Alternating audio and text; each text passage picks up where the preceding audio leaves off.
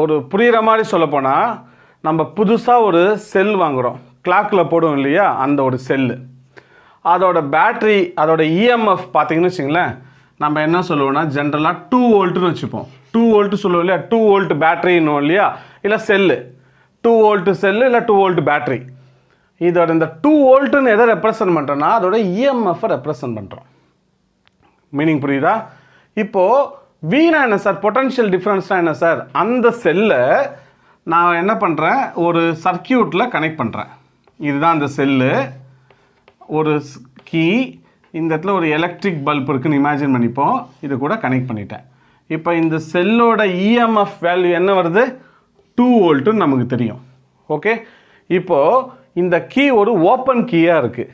open key அப்படின்னா அந்த டைமில் நான் இந்த செல்லோட பொட்டன்ஷியல் டிஃப்ரென்ஸை இங்கே மெஷர் பண்ணி பார்த்தா